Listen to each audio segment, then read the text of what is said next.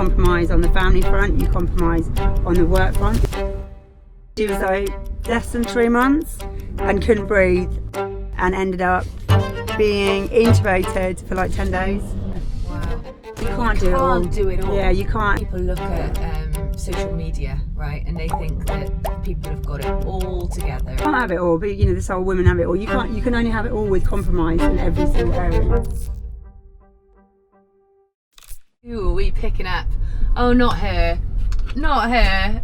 It's her water You jump in. Let's get on board and have a real conversation. Do this. Is there wine? No wine? Okay. Hello, how are you? Hi. You're on Franca. Give me love. Oh, lovely to see Oh, you. those are like pervert glasses. Yeah. And everyone thinks we're famous, which is great. Waterloo, please, Asha. Sure, Governor. Emma, Is that the stage entrance or? let's see how we get there. We know what London traffic is like, eh? Let's go. I'm not in a rush. Good. Well, we're running ahead of schedule, which I never thought that we would. No, I've literally got an hour of childcare that isn't, that, you know what I mean? I'm an hour ahead of myself. Go and sit in I a coffee haven't shop. told them I'm going to be back early. Don't No, tell I haven't. them. No, I It's fine. 100% wouldn't. So welcome to the Ideas Fest Cab. Thank you for having us. Obviously, I know you really well, but I don't think I've ever really asked you business questions. This is where we stop being friends, isn't it? Yeah. This is where I dig deep and I find out all the things that I've always wanted to know. But obviously we're sat in an Ideas Fest branded taxi, and I didn't know you ahead of the first Ideas Fest, but you came along to an event in a field. What made you want to be a part of it? I don't know. It was just do you know what? I think the idea of ideas and music and food and in that kind of environment was, I thought, oh, that's clever. The headness in me was like, that's my kind of business event. Fantastic. Yeah. Well, look, events industry, I feel really weird talking to you seriously. Events industry connoisseur. You know, we run very different events, but we both, you know, it's the same components, right? It's bringing people together. It's that human connection. It's you know, events is a tough old industry to be in. But for anyone that doesn't know you, who are you and what do you do?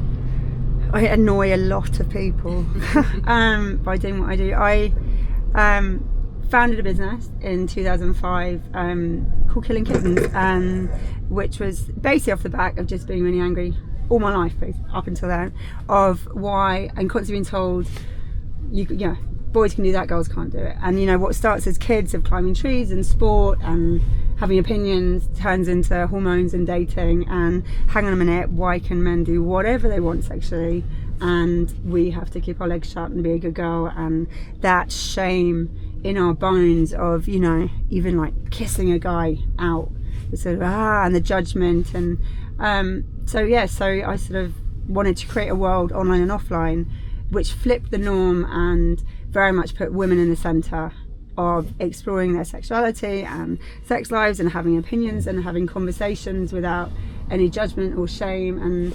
And that's sort of where Killing Kittens started, as sort of the kind of the masked parties, which gets the Daily Mail sex party headlines. But all the time there was an online community that was growing. And so that to me was what it was, is, you know, what Killing Kittens is, and the KK group now is all about. It's that movement, it's that community, and which very much has that femme energy and women at the core of it. And like, you know, we always say, you know, we run in parallel, and actually, you know, you can be in the events business, but most people in the events businesses are doing specific niche for a certain market and a certain audience, and but you and me run in sort of, it's everyone and anyone, and it's all ages, it's all nationalities, it's all religions, there's just a mindset, and it's actually a very, so I mean, the amount of times we've been at a business event, you're like, of course you know them. I'm like, of course they're a KK member. It's sort of, it is that hedonistic, you know, mentality in entrepreneurs and, you know, our community of, you've got one life, and it's, you know, the ones who want to travel and explore food and wine and jump out of aeroplanes and do crazy adventure races and, you know, just get out there and seize the moment. It's sort of, is across it all. But take me back to the very beginning. So you have this idea for Killing Kittens. How did it actually start? I had this idea after having no sleep for 3 days in Ibiza, and that's where the name came from. Someone phoned in and said, "Are you guys all sat around killing kittens at the moment?" Which is slang for every time you masturbate, God kills a kitten. So it was, so how it started was sort of I was in the PR world before and sort of out and about with a kind of certain group that were pretty loose on the female side and well known, and I'd watch them in awe and think they were the most amazing women I'd ever seen in my life, and so the first Killing Kittens party I had sort of 40-50 people. So it started really small, but it was the media that very quickly lit the fire and lit the flame, and massive articles literally within weeks, even before we'd launched, because I might have given a journalist a bit of a runaround, and made out he was like, what are all this group up to, what are they doing? And I said, oh, they just, they've been going to these Killing Kittens parties all around Europe in like villas and underground. They've been going on for like a couple of years, and he completely bought it, hook, line and centre, that these parties had actually been going on. So he was like, can I come and see one? I went, no, but I can tell you what happens at one. So the next thing, this magazine had 3 pages about Killing Kittens parties and what goes on, but I hadn't actually ever done a party.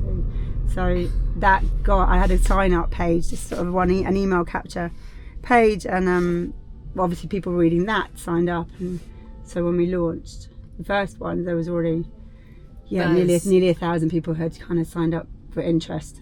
Wow. Well, we had Daniel Priestley in the taxi earlier, and his, a lot of his narratives around build a waitlist. So it was almost the same, but you were able to manipulate the media, who can be a great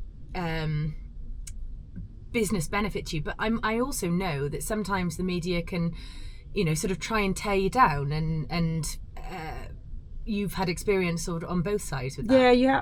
That's the thing. It's sort of when I always get, when people get upset about the media, I'm like, well, you put yourself out there. That's the thing.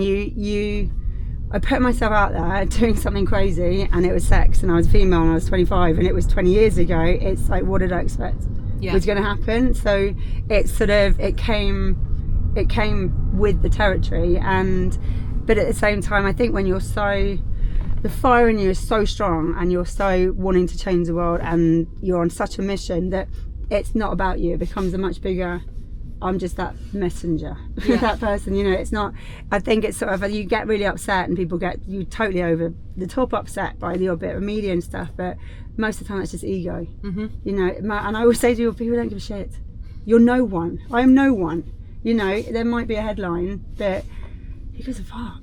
It is some of it, although now it stays on the internet and stays there for life, and then gets redone.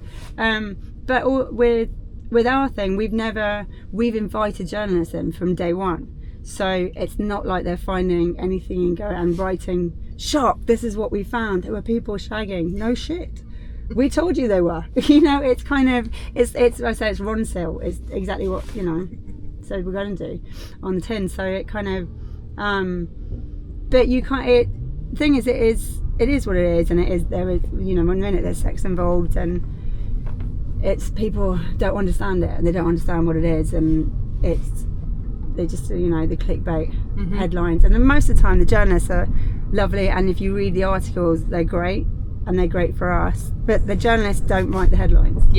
The editor will do that, and it's clickbait. They need a headline that grabs the attention, and that's why I've got journalist friends, and from friends at Mail, say that anytime Killing Kittens is mentioned, it's like you get 200,000 reading over like 20,000 reading of, it's just one of those things, people are interested. So you've got to lean into it, because look, there are businesses out there that would be thinking, how on earth can I get the same sort of press attention? But you've also got to have a thick skin. And we can't do the market. That's the thing, we can't, because it's adult, we've never been able to do digital marketing. We can't do fake, well, we can with the cruises and that side of thing we've launched, and also the online, the Wax app we launched. That's the first time in the last 4 years. So in 20 years, 16 years, we were never able to do any Facebook ads, Insta ads, digital marketing ads, there's a ban on we were shadow adult banned industry. because we're seen as adults. So you can't, so that's the thing. It's sort of any other business. I mean, you can do ads left, right, and centre, and you know how much that helps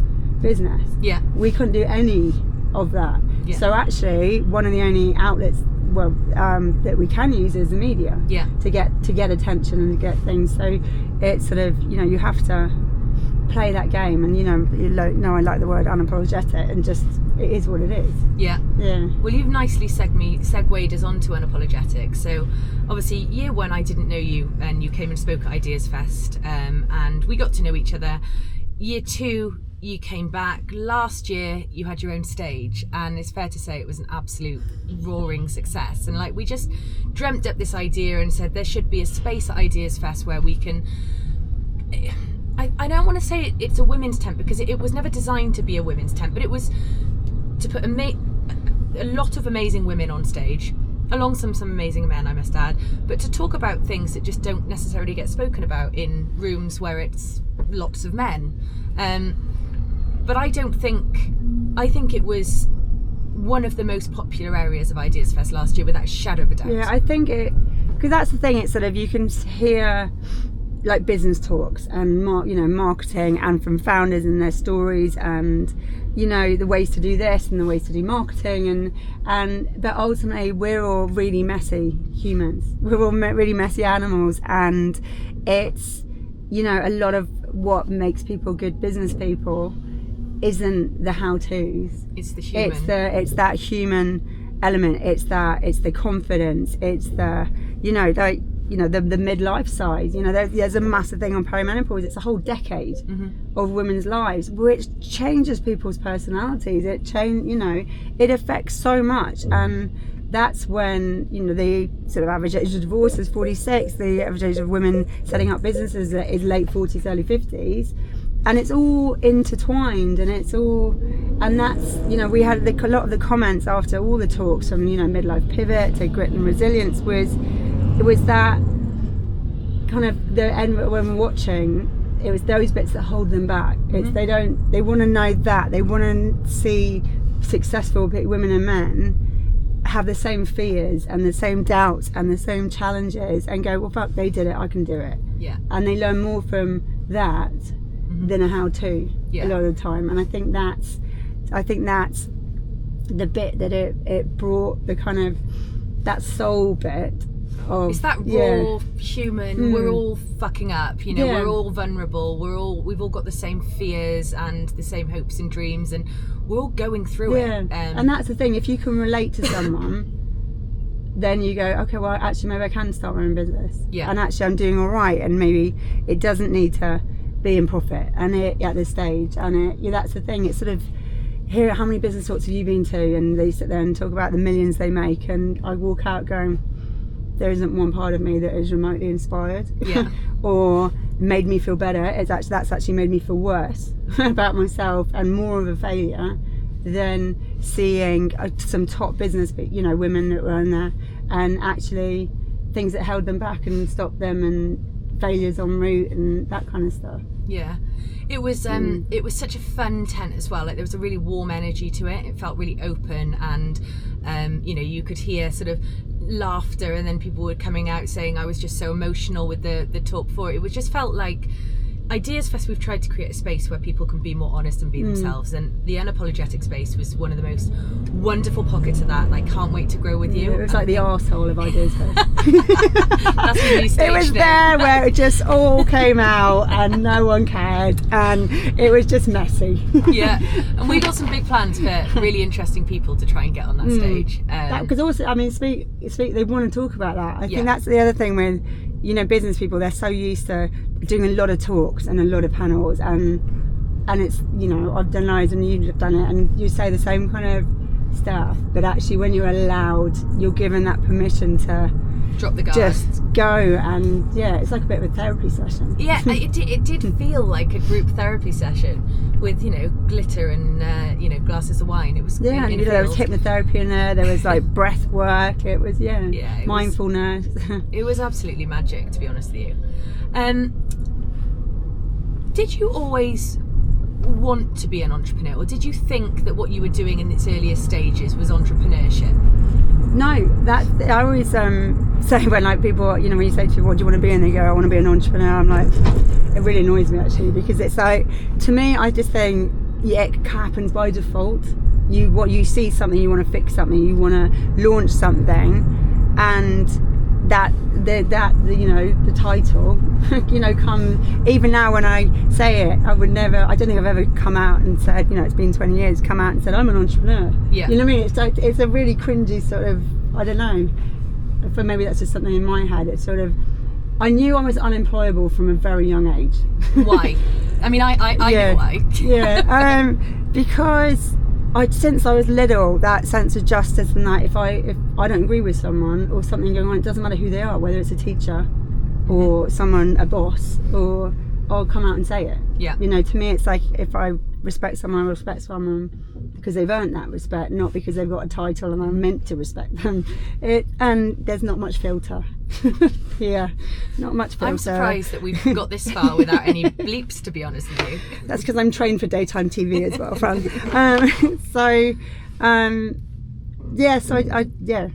On the unemployable, I knew that. So that's it. I knew, and you know, the last job I had, it lasted 6 months, and I was totally underpaid doing PR, and I very quickly thought, well, if I get 2 clients, that's almost double.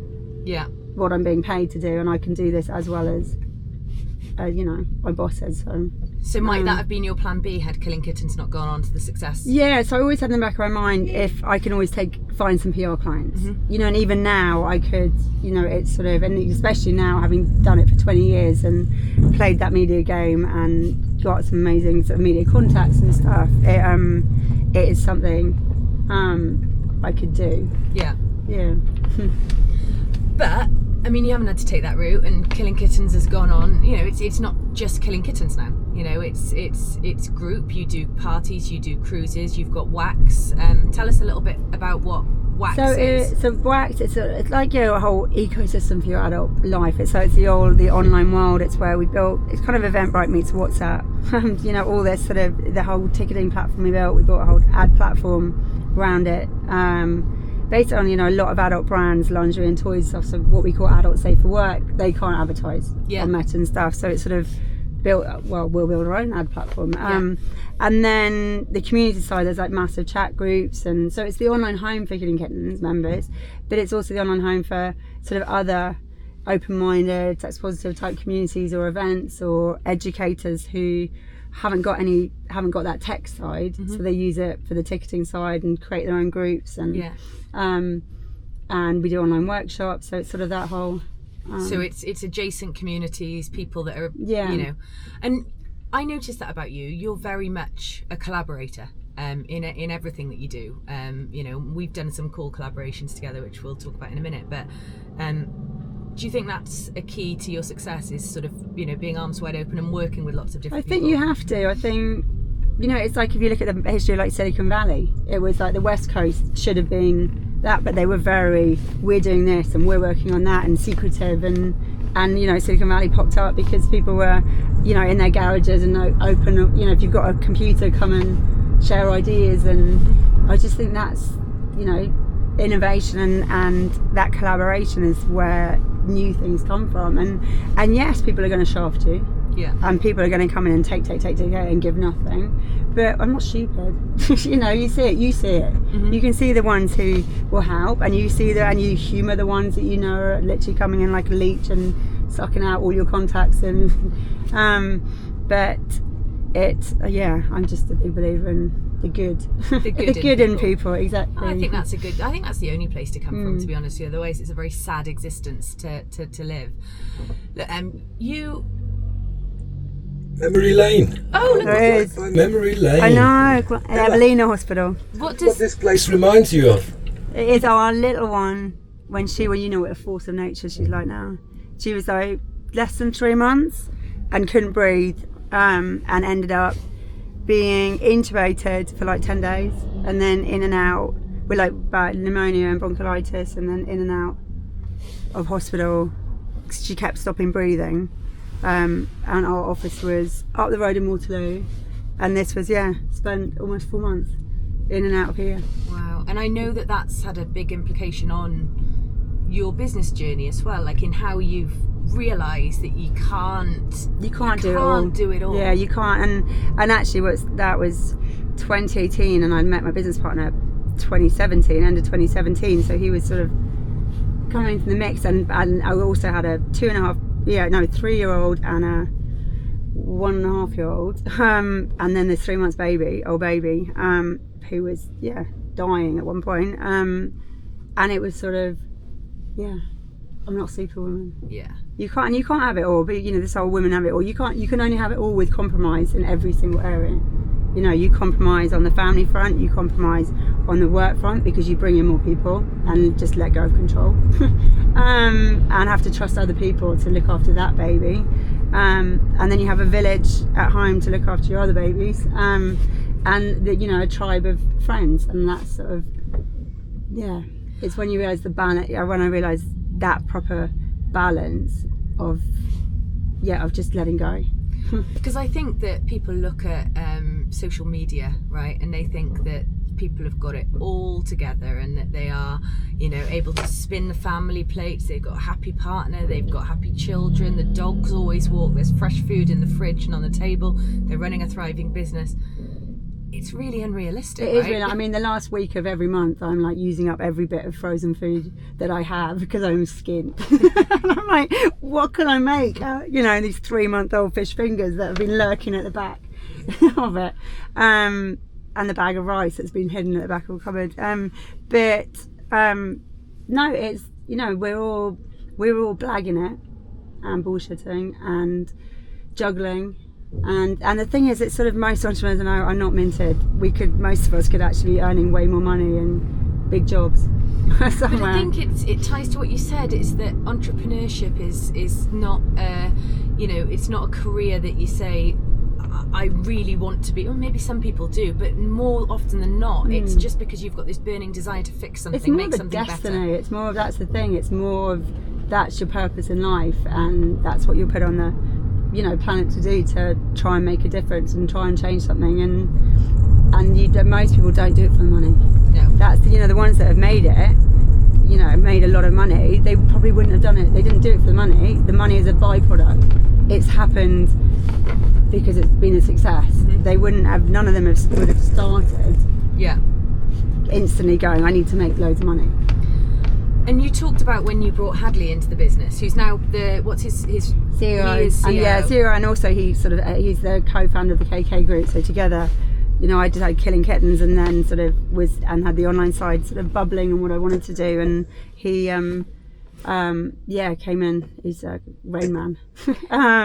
And did you find letting go of certain functions hard, or was it just really welcome? No, it was welcome, because also with MJ in hospital, I didn't have a choice. So a lot of it happened without, without a massive thought process. And actually I trusted him. But also I realised really quickly that I did not like doing most of the shit I had to do running that business. And that's the other thing. I think you start a business and you end up 90% of what you do is not the bit you love. So I think that's what is the bit you love then? I love the people and the changing the lives, the changing when you see a switch going and women that one minute they're not very confident and you suddenly see them again and it's sort of they're like superwomen, and it's that I love that. I love the people side of it, the community side of it, and they connect, probably a bit like you, when you see the magic happen and the sparks fly, and that's the bit. The dreaming up new ideas, because it's evolving all the time, right? You're global. You've got parties happening in not just the UK. You've now got cruises. Oh yeah, the cruises. I mean, that was crazy. Never been on a cruise. So terrified. Did you just decide to take over Basically, a cruise liner? That's the only way you're going to get me on a cruise. And I'm going to fab it with massive glasses, a huge sombrero, and But that's quite a big risk, right? Yeah. That's scary. That was a big financial cruise ship deposit. Can't be cheap. No, the costs in there were massive, and it was like, are we doing this? We're not doing it. We're like, no, we're doing it. Yeah. And then actually it sold well, so it's like, right, we're going to book another one, and now we've got 3 in 2028 that we've sold, that we're selling. Wow. As well. So it's sort of but it's that momentum, isn't it? You've got to, while you've got momentum, you do it. You just have to, the next thing, and you've got the following, you've got the movement, and you've got community, and it's sort of looking at what else that community, once you've got that base and the foundations and the following and the trust, and that's the, you know, the loyalty involved. They're like a tribe that live and breathe KK. It's sort of, if anyone fucks with the business, there's 200,000 people that would probably kill someone. So it's that bit. And then, you know, we've launched KK Club, sort of the club within it all, which sort of can go to concert at the O2, got box there, and curated dinners. So it's sort of now, it's very much this community side.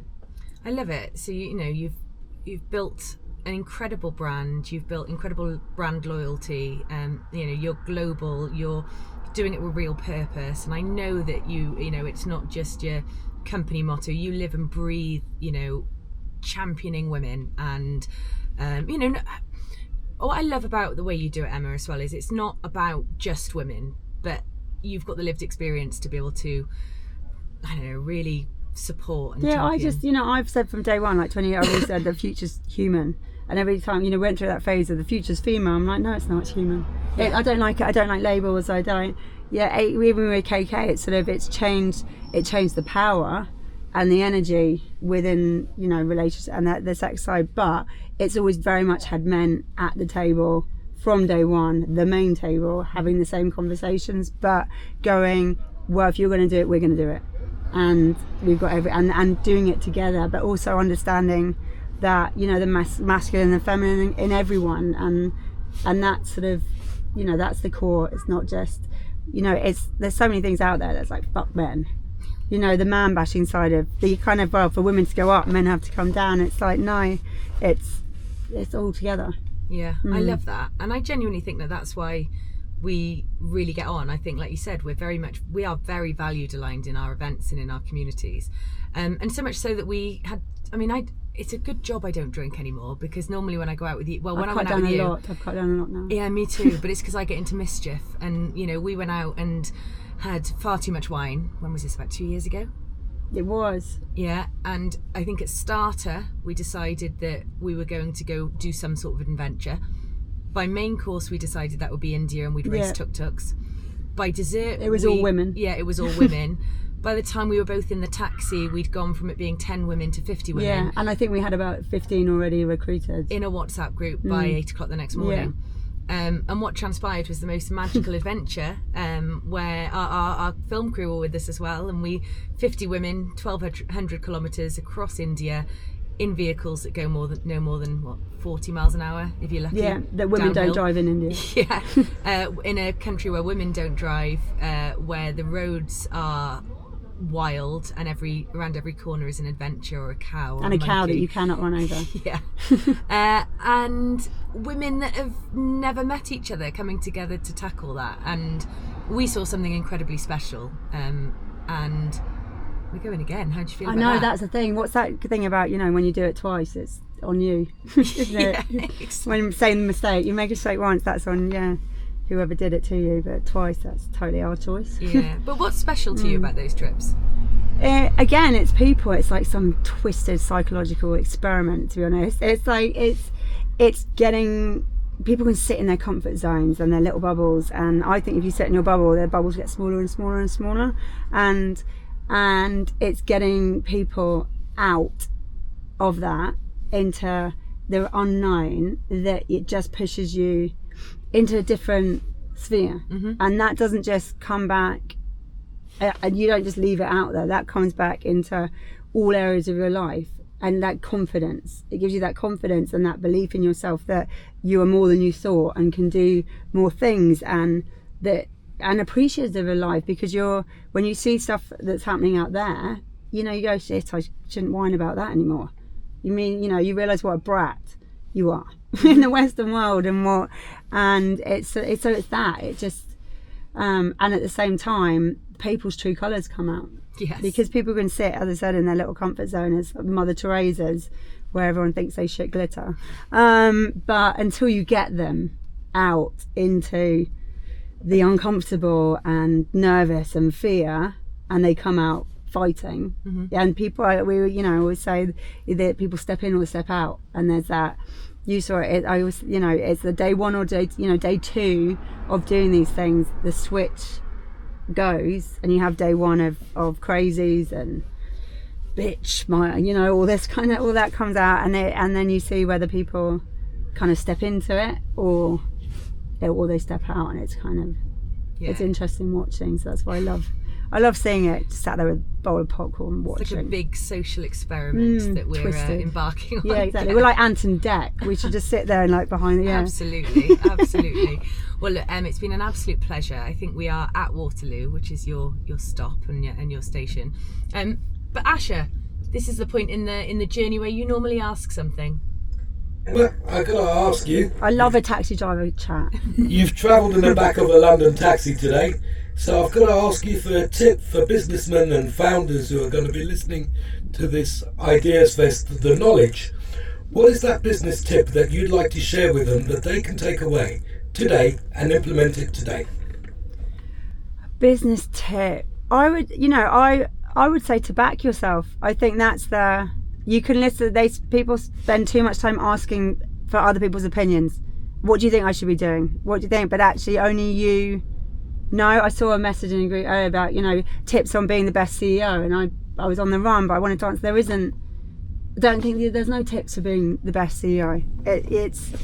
You just have to completely and utterly hands on hips, superhero style it out, and back yourself.